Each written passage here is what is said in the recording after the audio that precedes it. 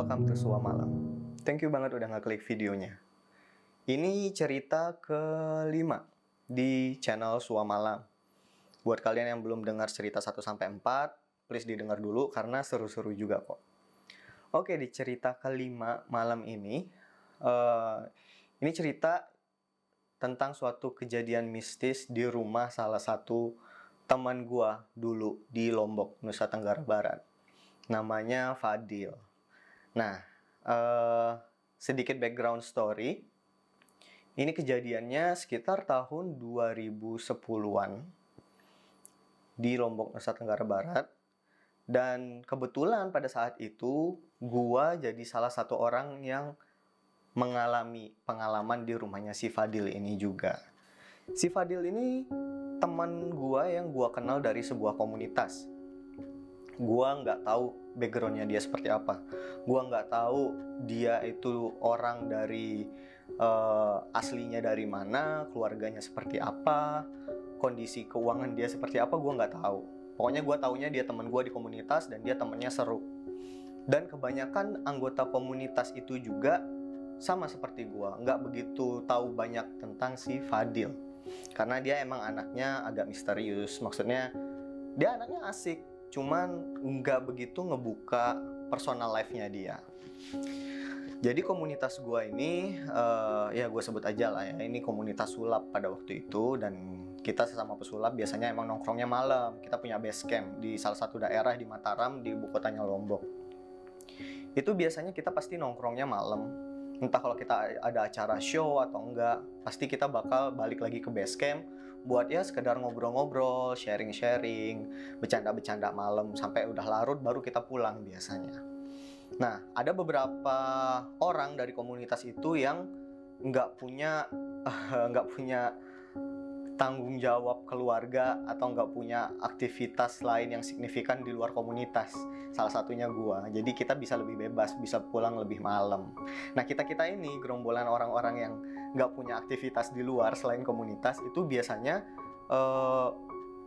nginep di base camp, biasanya juga kita bakal nginep di rumah teman-teman kita sesama tim komunitas ini.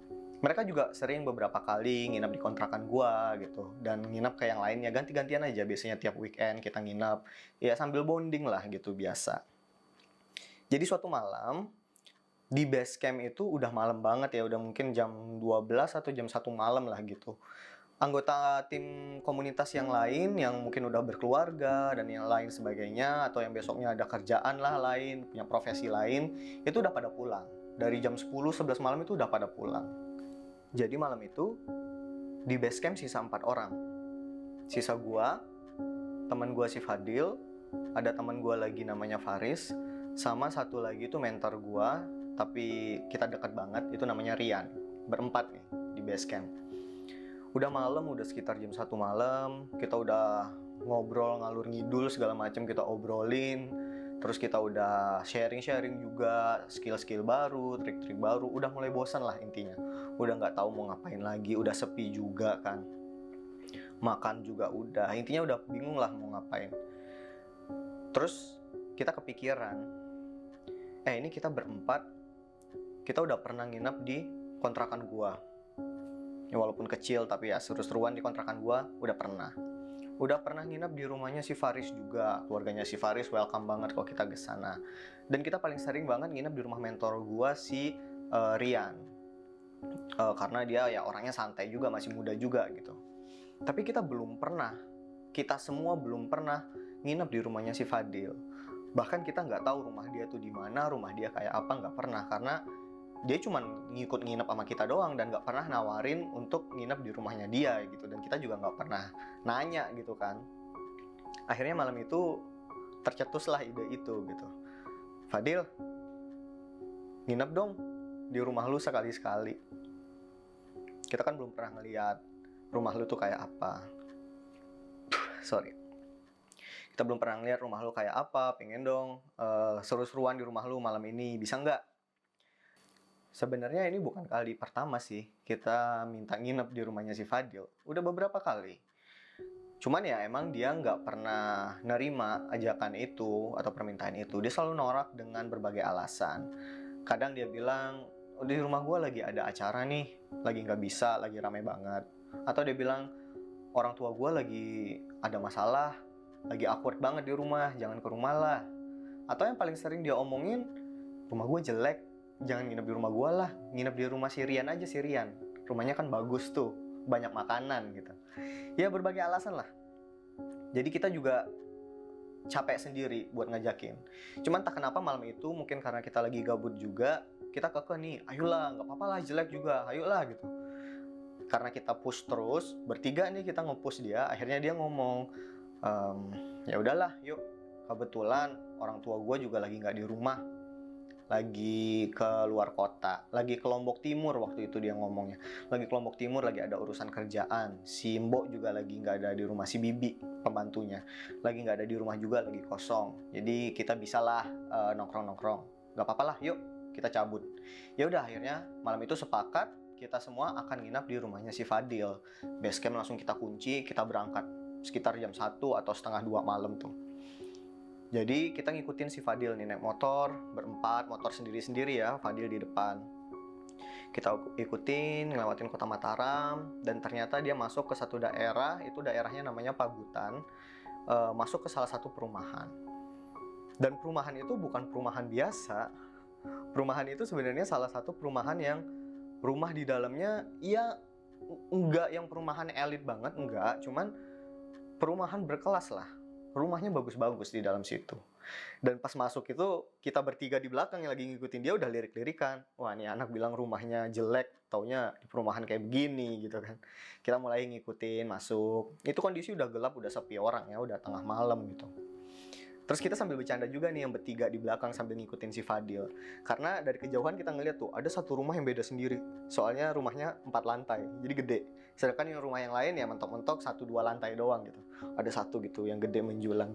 Kita bercanda, wah nih jangan-jangan rumah Fadil yang paling gede itu lagi gitu, yang gedong gitu. Begitu kita ikutin dari belakang, terus belok kiri, belok kanan, belok kiri, belok kanan, berhenti-berhenti, ternyata bener.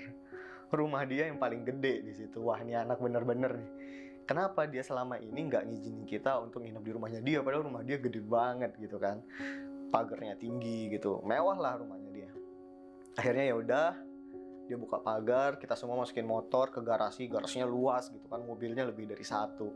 Wah, baru ketahuan tuh, kita bener-bener baru tahu ternyata si Fadil itu tajir gitu. Baru tahu di situ karena anaknya biasa aja, pakaiannya biasa aja, dan dia ke base camp pun naik motor biasa, motor Shogun zaman dulu itu, motor tua. Dan emang anaknya humble juga gitu. Bahkan dia sering ngutang dan gak bayar kalau kita lagi makan. Gue juga bingung sih kenapa ya. Anyway, akhirnya kita masuk ke rumahnya dia.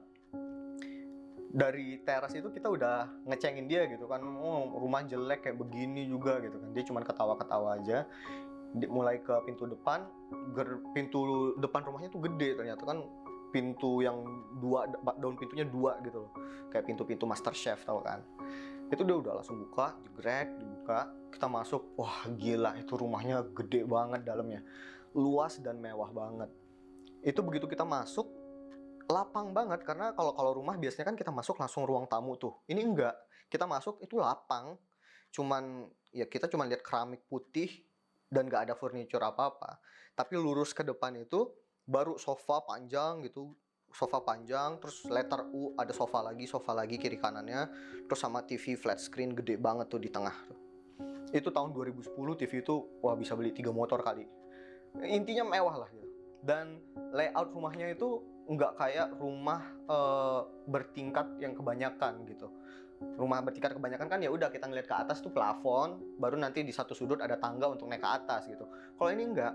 Jadi kayak layout mall modern, mall gede.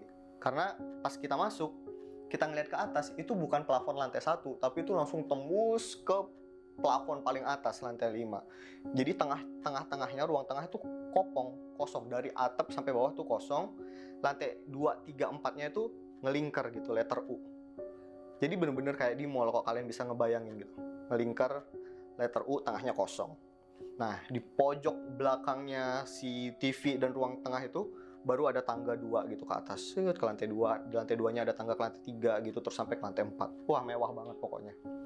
Wah, di situ kita udah yang excited tapi gedek juga kan sama dia, kenapa nggak dari dulu nih kita main di sini, bisa dijadiin base camp, apa kita pindah base camp aja gitu kan. Akhirnya ya udah kita masuk, dipersilain masuk, lampu semua dinyalain dan emang kosong pada saat itu ya, nggak ada orang satupun di rumahnya. Udah si Fadil persilahin kita masuk, persilahkan kita masuk. Kok gue belibet ya. Dan kita masuk tuh semua ke ruang tengah tuh langsung disuruh duduk di sofa. Udah, kalian tunggu di sini ya. Ya udah, kita duduk di sofa di depan TV flat screen ya kan. Udah buka jaket, turunin tas segala macem ya, sambil keluarin kartu biasa pesulap kan, iseng-iseng main kartu gitu. Nah si Fadil pamit, guys gue ke atas dulu ya, mau ganti baju dulu. Nah ternyata kamarnya dia tuh di lantai 3 apa 4 gue lupa, kayaknya di lantai 3 gitu. Akhirnya dia ninggalin tuh kita, dia ke belakang naik tangga ke lantai 3. Kita sih nggak merhatiin ya kamar dia posisinya yang mana, pokoknya intinya dia ninggalin kita lah. Nah jadi kan kita udah ditinggalin bertiga tuh di ruangan tengah, di sofa yang ada TV flat screen-nya. Si Fadil lagi ganti baju lah di atas. Nah di situ kita bertiga ya masih sibuk sama diri sendiri kan, ada yang lagi buka tas lah, nyari apa mainan, ada yang mulai ngerokok gitu kan. Nggak ada satu obrolan yang kita omongin bertiga secara fokus gitu, nggak ada. Karena mungkin ya masing-masing masih excited juga kan, masih overwhelmed sama rumahnya si Fadil ini yang keren banget ini gitu. Gue sempat ngelihat jam, wah udah jam 2 lewat nih, udah mau setengah 3, udah mau jam 3 malah kemungkinan waktu itu. Udah malam banget, kita ngapain ya? Gue sempat mikir, kita mau makan apa ya di sini? Kayaknya kalau pesan makanan dari luar udah pada tutup semua juga gitu kan, apa kita masak? Intinya kita lagi nggak fokus sama apa-apa. Tiba-tiba mungkin sekitar jam 3 kurang gitu ya, si Fadil juga lumayan lama juga sih ganti bajunya. Gue juga nggak tahu dia ngapain di atas sana. Tapi lagi kita sunyi-sunyinya, lagi nggak ngomong nih, tiba-tiba gue ngedenger suara cewek nangis. Gue ngedenger suara cewek nangis yang jelas banget. Suaranya pelan-pelan, bukan suara yang nangis raung-raungan gitu, enggak. Suara cewek gimana ya, kayak misalnya cewek nangis di dalam kamar sendirian gitu. Cuman suaranya tuh jelas banget. Posisinya gue itu lagi duduk di sofa panjang yang persis banget menghadap ke TV flat screen-nya, ngebelakangin pintu utama di belakang. Nah teman gue yang dua ini, ada yang satu di sebelah kanan, ada satu sebelah kiri, si Faris sama si Rian. Gue lupa posisi pastinya itu siapa yang di kiri, siapa yang di kanan. Intinya kita di sofa masing-masing lah gitu, selonjoran. Gue ngedenger suara cewek, gue langsung diem kan. Di situ pertama gue sempat mikir juga, katanya nggak ada siapa-siapa di rumah. Apa adiknya si Fadil?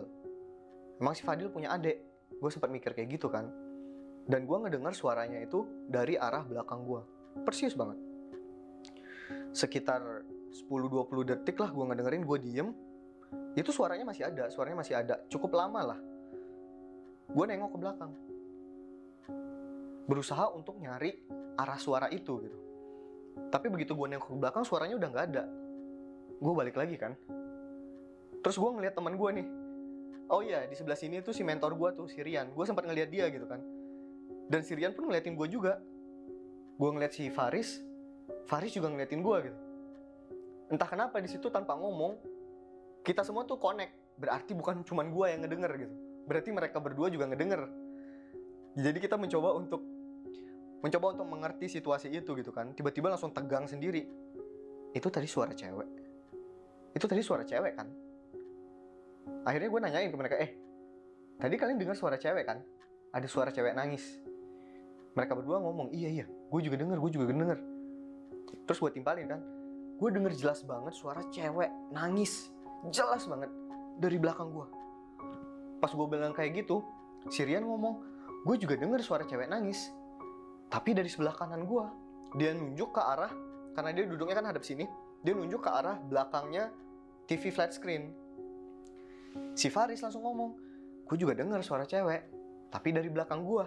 Dia bilang, berarti arah sebelah kiri gue nih posisinya. Dia dengar. Di situ sih ada satu kamar, cuman gue nggak tahu itu kamar apa, kamar siapa, gue nggak tahu.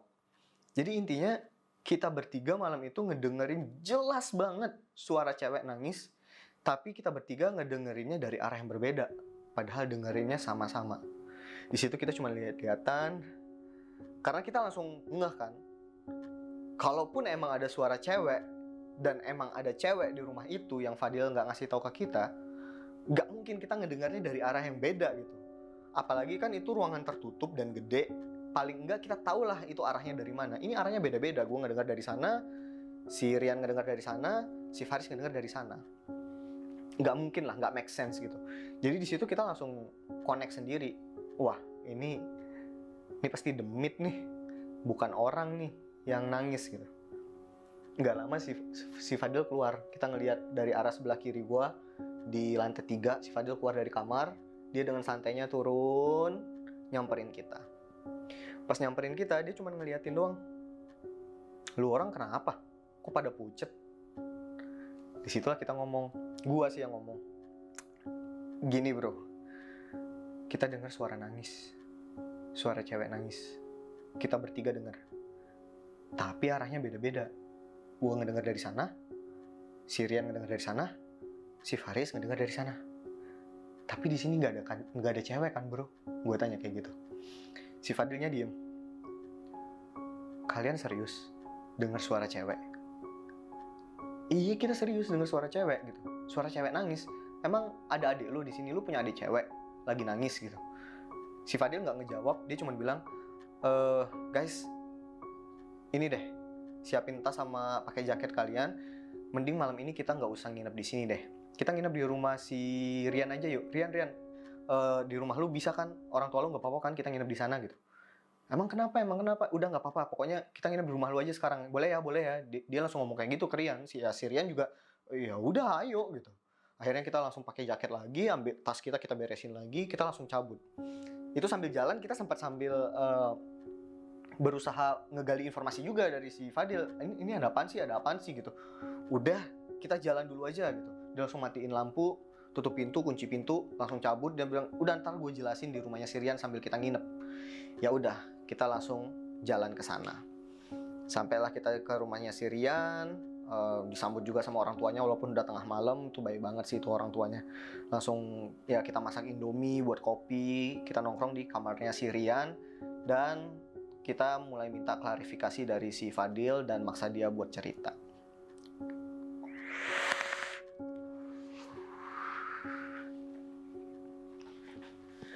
Nah, di sini Fadil baru ungkap semuanya, baru dibongkar semuanya sama dia, termasuk backgroundnya dia itu seperti apa dan kenapa dia nggak pernah ngajak teman-temannya untuk nginep di rumahnya dia. Jadi, si Fadil ini sebenarnya anak dari salah satu anggota DPRD atau DPD gitu dah, di area Lombok sana, di area Mataram sana. Jadi bisa dibilang ya emang dia anaknya tajir. Cuman karena dia emang anaknya tajir, dia jarang punya teman yang emang benar-benar tulus mau berteman gitu sama dia. Dia kebanyakan dari dia kecil, dari dia SD gitu, selalu dimanfaatin lah untuk materi-materinya dia gitu kan, karena dia ke sekolah pakai mobil lah segala macam lah kayak gitu, biasalah klise. Akhirnya dia mutusin buat nyembunyiin jati dirinya dia. Dia beli motor bekas segala macam kayak gitu supaya dia bisa benar-benar enjoy sama yang namanya pertemanan gitu. Agak terharu juga sih waktu dia cerita kayak gitu. Terus kita nanya tuh, lah terus kenapa lu nggak pernah ngajak orang untuk nginep di rumah lu? Nah di sini asal mulanya. Jadi rumahnya si Fadil ini yang ada di Pagutan itu bukan rumah yang dibangun dari awal sama orang tuanya dia. Jadi saat si bokapnya si Fadil ini akhirnya dapat jabatan yang tinggi dan bisnis si nyokapnya juga, si ibunya ini juga jadi gede, intinya ekonominya dia jadi berlimpah. Mereka mutusin untuk ngebeli rumah gede di daerah Pagutan itu. Dan mereka nggak ngelakuin background checking juga sama itu rumah gitu. Itu tadinya punya siapa, terus ada kejadian yang aneh-aneh nggak di situ. Nggak, intinya mereka ngeliat itu rumah yang paling gede, yang paling bagus di Regency itu gua bayar. Intinya kayak gitu. Mereka main pindah aja ke sana. Yang tinggal di rumah itu ada 4 orang. Ada si Fadil, dia anak tunggal. Bapaknya yang jarang banget ada di rumah karena ya banyak urusan lah, keluar-keluar daerah gitu kan, urusan dinas. Dan ibunya si Fadil yang sosialita, sering keluar juga, jarang di rumah. Sama salah satu lagi itu bibinya, namanya Bi Yum.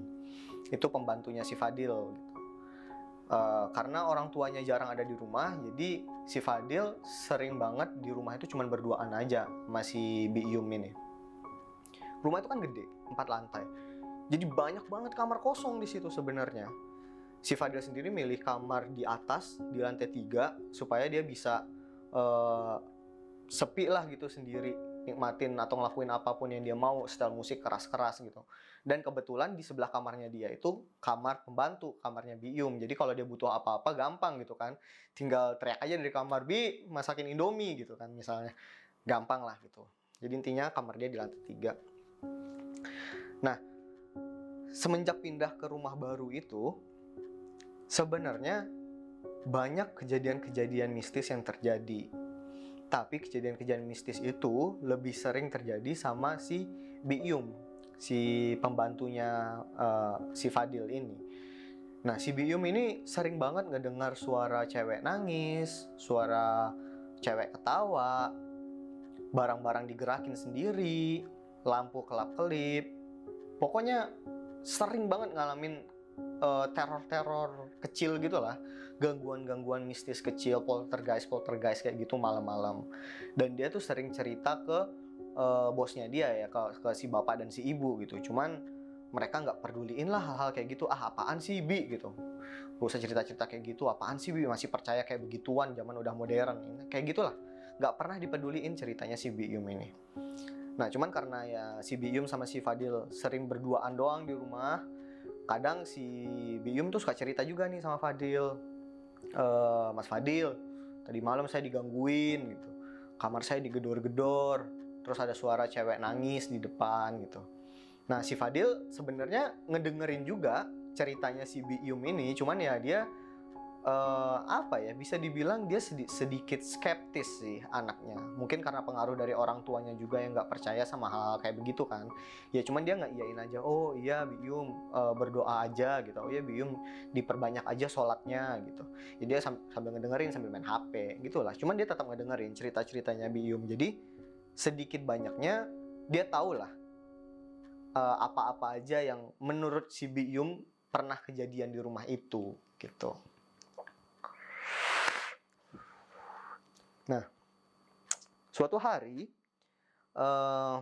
dia lagi di rumah, si orang tuanya itu berdua lagi keluar kota, lagi ke Lombok Timur. Waktu itu ada urusan dinas, acara dinas gitulah. Dan kebetulan beberapa hari sebelumnya itu si Bi Yum itu izin ke si Fadil ini, "Mas Fadil, saya boleh izin cuti nggak? Anak saya sakit di kampung di Lombok Tengah. Saya mau pulang beberapa hari, boleh nggak?" gitu. Terus si Fadil juga mikir kan, "Oh, ya udah nggak apa-apa Bi," gitu. "Saya bisa kok sendirian, paling ya masak, makan tinggal beli di depan," gitu kan. Akhirnya si Bi Yum pun cuti nih, pulang dia ke Lombok Tengah. Si Fadil sendirian tuh di rumah. Makanan dia beli di luar gitu kan, kebetulan di depan perumahan itu banyak jajanan gitu kan, pecel-pecel ayam, dia beli di situ. Udah dia beli langsung makanan sekali banyak, langsung ngurung diri di kamar, nonton, makan, ngemil. Sendirian dia biasa aja gitu. Tinggal di rumah, kalau gue sih tinggal di rumah segede itu sendirian, ngeri-ngeri sedep juga sebenarnya gitu kan. Tapi dia biasa aja, agak skeptis sih anaknya emang. Di tengah-tengah dia lagi santai sendiri, gue lupa sih sebenarnya dia cerita itu dia lagi ngapain. Cuman intinya dia lagi sendiri, lagi ngemil. Dia sayup-sayup, tiba-tiba dia ngedengar suara cewek nangis. Dia dengar jelas banget ada suara cewek nangis di luar ruangannya dia. Dia sempat tegesin, "Suara cewek nangis nih, siapa ya?" Di rumah itu cewek cuman ada ibunya dia sama Bi Yum. Sementara ibunya dia kan lagi di Lombok Timur, Bi Yum lagi di Lombok Tengah. dia nggak punya adik, apalagi pacar. Jadi di rumah itu nggak ada cewek gitu. Siapa ya? Di situ dia masih nggak takut-takut banget ya. Dia cuma lebih ke penasaran, ini suara apaan, suara siapa gitu.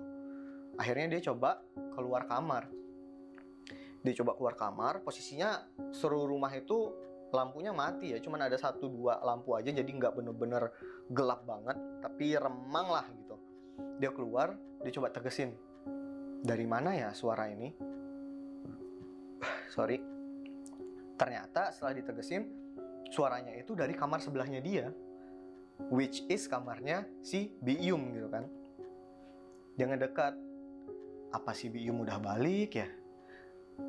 Tapi kok nangis, apa ada masalah ya? Makanya dia tiba-tiba balik, nggak bilang-bilang, terus langsung nangis ke kamar. Dia penasaran juga gitu kan. Diketok, Bi, tok gitu. Biyum udah balik, Bi kenapa Bi kok nangis? Tiba-tiba suara nangisnya berhenti.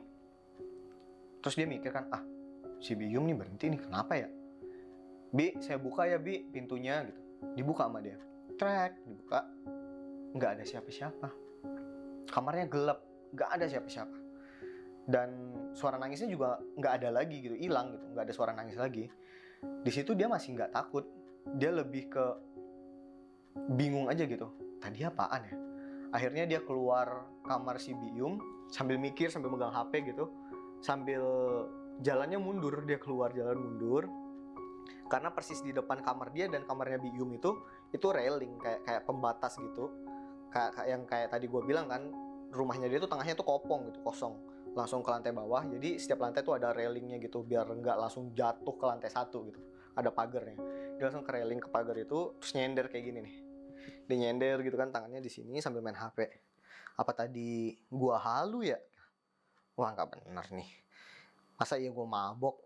Minumnya kapan, maboknya sekarang gitu kan. Terus tiba-tiba dia denger lagi suara nangis. Kali ini suara nangisnya dari belakangnya dia. Dari bawah tepatnya. Dari lantai 1. Kok ada lagi suara nangisnya? Akhirnya dia mutusin buat balik badan. Dia megang railingnya. Langsung lihat ke bawah. Langsung ngeliat ke lantai 1. Dan di lantai 1 itu pemandangannya itu langsung ke TV flat screen tadi itu yang ada sofa panjang 3 biji, letter U. Dia lihat ke bawah. Dan yang dia lihat, sosok kuntilanak lagi tiduran di atas sofa yang paling panjang yang persis di depan TV flat screen. Itu sofa yang tadi pas gue di rumahnya si Fadil, gue duduk di situ. Katanya posisinya lagi tiduran, mukanya ngadep ke atas, lagi ngeliatin ke arahnya si Fadil sambil nangis, tapi nyengir. Kuntilanaknya nyengir tapi sambil nangis hadap si Fadil. Itu pertama kali dalam hidupnya si Fadil ngelihat makhluk seperti itu. Dia panik, dia ketakutan, dia udah keringat dingin, dia sempet stun ngelihat, udah panik, jantungnya udah deg. Dia mau lari kabur ke kamarnya dia. Dia putar balik, pas dia putar balik mau ke kamarnya dia, tiba-tiba di depannya dia udah berdiri kuntilanak. Kuntilanak yang tadi dia lihat di bawah. Berdiri depan mukanya dia sambil senyum. Dari situ, si Fadil udah nggak ingat apa-apa lagi. Si Fadil pingsan. Keesokan harinya, si Fadil baru bangun. Sadar dia. Tapi itu udah keesokan harinya baru dia sadar. Jadi dia semalaman tuh pingsan. Anehnya adalah, pas dia sadar, posisi dia sadar itu lagi ada di sofa. Di lantai 1. Dia sadar, kebangun di sofa lantai 1. Di sofa yang panjang, yang persis di depan TV flat screen itu. Di tempat dia ngeliat kuntilanak semalam tiduran. Dia sempat bingung kan, kok di sini? Perasaan semalam di atas. Terus dia ngedengar tuh suara kresek-kresek dari belakang. Dia sempat panik kan, aduh apaan nih gitu. Ternyata itu si Biyum lagi nyapu. Bi, udah pulang Bi gitu. Oh iya Mas Fadil gitu. Udah. Ntar kita ngobrol ya. Bibi mau bersih-bersih dulu. Nah akhirnya si Fadil, oh ya udah Bi gitu. Dia masih ngerigen lagi gitu energinya, dia masih ngumpulin nyawa lah istilahnya. Dia duduk, semalam itu apaan ya kayak gitu. kok gue ngelihat begituan ya, nggak biasa-biasanya gitu ngelihat yang kayak gitu. Dan itu serem banget yang dia lihat gitu kan. Yang dia lihat ya kuntilanak staple, kuntilanak biasa, pakai baju gaun putih, rambutnya berantakan, hitam panjang, mukanya pucet, menyeringai, serem gitulah. Terus selesai si Biyumnya nyapu, beres-beres, akhirnya si Biyum kan nyamperin si Fadil nih di sofa itu juga. Terus si Fadil nanya, "Bi, kok udah pulang, Bi?" gitu. Bukannya anaknya sakit di Lombok Timur gitu, kok pulang nggak bilang-bilang? "Bibi pulang udah dari semalam ya?" tanya si Fadil. Dia masih coba untuk denial gitu kan. Akhirnya si bibinya bilang, "Enggak mas, jadi gini ceritanya. Tadi malam itu pas bibi lagi di Lombok Tengah ya by the way, si anaknya bibi itu kan udah mulai enakan badannya. Nah, tengah malam itu bibi ada perasaan gak enak. Perasaannya kayaknya bibi harus balik deh ke Mataram gitu kan. Akhirnya udah bibi langsung nyari bis malam, balik tuh ke Mataram. Nyampe Mataram itu ya udah tengah malam, mungkin jam 3-an, tapi bibi nggak mau langsung ke rumah. Bibi ya jalan dulu ke tempat makan gitu kan, makan dulu, istirahat. Baru balik itu subuh. Nah, subuh nyampe rumah, bibi kan buka pintu tuh, masih gelap posisinya, masih ya jam-jam 5-an lah gitu. Masih belum kondisi pagi yang terang gitu. Bibi buka pintu. Begitu bibi buka pintu, bibi langsung kaget. Yang bibi lihat, karena kan kalau buka pintu itu langsung ke ruang tengah ngelihatnya, langsung ke sofa yang 3 biji sama TV. Begitu bibi buka pintu, yang bibi lihat itu kepala kuntilanak, mas. Ada kepala kuntilanak lagi duduk di sofa yang persis di depannya TV. Cuman posisinya nyamping, mas, katanya. Jadi seolah-olah kalau misalnya TV-nya di depan gue nih, terus gue lagi duduk di sofa itu, posisi duduknya itu kayak gini nih, nyamping hadap ke sebelah kiri situ. Nah, si bibi tuh kaget. Cuman bibi emang udah tahu di rumah ini tuh ada kuntilanak. Nah, karena bibi kaget, bibi takut, bibi nggak berani lewat depannya dia. Jadi bibinya muter lewat belakangnya si kuntilanak itu, lewat kanan nih dia muter. Jalan mau ke tangga, naik ke atas lah gitu, nggak mau ngeganggu kuntilanak inilah intinya. Jadi si bibi itu jalan lewat belakangnya kuntilanak, tapi karena dia penasaran, dia sambil ngeliatin juga gitu kan, ngeliat kuntilanaknya. Dan apa yang bibi lihat? Bibi ngeliat si kuntilanak itu lagi duduk di sofa, dan si Mas Fadil lagi tiduran di sofa. Kepalanya Mas Fadil ada di pangkuannya si kuntilanak itu, dan si kuntilanak itu lagi ngelus-ngelus kepalanya si Mas Fadil. Ih, serem.